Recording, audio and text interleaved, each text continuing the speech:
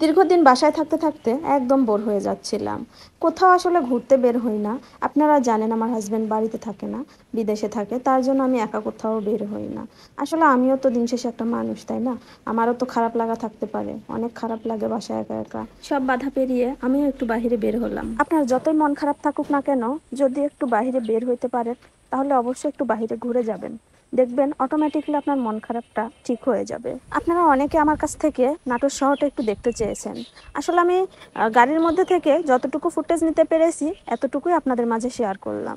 আসলে আমাদের নাটোর শহরটা চেনে না এমন মানুষ হয়তো বা কমই আছে, প্রায় মানুষই আমার নাটোর শহরটা চেনে। নাটোরে দর্শনীয় অনেকগুলো জায়গা আছে, যেমন উত্তরা গণভবন, রাজবাড়ি। এগুলো আসলে পুরনো রাজবাড়ি, পুরনো রাজাদের বসবাস ছিল। অনেক মানে সৌন্দর্য আসলে দেখার মতন আছে। আর বিশেষ করে একটা কথা আপনাদেরকে বলতে চাই, আপনারা অনেকে জানেন না, নাটোরের বিখ্যাত কিন্তু কাঁচাগোল্লা। নাটোরের বিখ্যাত কাঁচাগোল্লা হলেও আরও অনেক অনেক ভালো ভালো খাবার আছে, যেমন দধি কিন্তু আমাদের নাটোরে অনেক ভালো ভালো বানায়, এবং হচ্ছে ফল ফ্রুটের দিক থেকে নাটোর সেরা। যেমন আমাদের নাটোরে অনেক অনেক ফল চাষ হয় এখন, যেমন ড্রাগন চাষ হয়, মালটা চাষ হয়, ইত্যাদি অনেক মানে ফল চাষ হয়।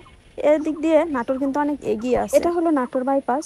আর আমরা তো বাসে জার্নি করতেছি না, সিএনজিতে জার্নি করতেছি। সো এই কারণে আমাদের রাজশাহী যেতে অনেকটাই লেট হয়ে যাচ্ছে। তো তারপরেও রাতের ভিউটা আপনাদেরকে দেখালাম, অনেক ভালো লাগছে। আর রাতের বেলা জার্নি করতে কিন্তু বেশ ভালো লাগে আমার কাছে। দিনের বেলা চাইতে রাতের বেলা জার্নিটাই আমার কাছে খুব ভালো লাগে।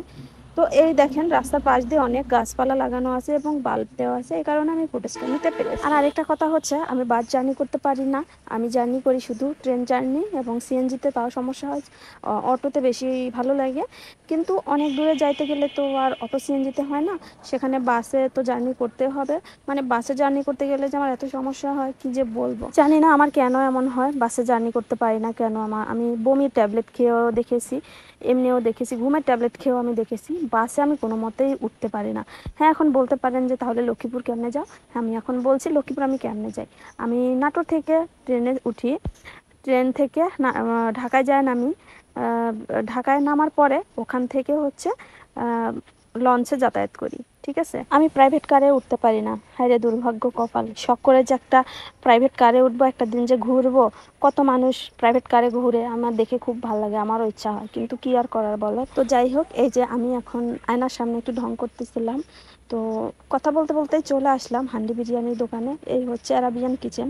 এখানে হান্ডি বিরিয়ানি রান্না করা হচ্ছে মাটির পাতিলে করে, দেখে আসলে অনেকটাই ভালো লাগছে। তো আজকে এ পর্যন্ত, ভিডিওটা আজকে এখানে শেষ করে দিচ্ছি। সবাই ভালো থাকবেন, সুস্থ থাকবেন, আমার জন্য মন থেকে দোয়া করে দিবেন। আর আমার ভিডিওটা যদি ভালো লেগে থাকে অবশ্যই লাইক কমেন্ট শেয়ার করে দিবেন। আসসালামু আলাইকুম।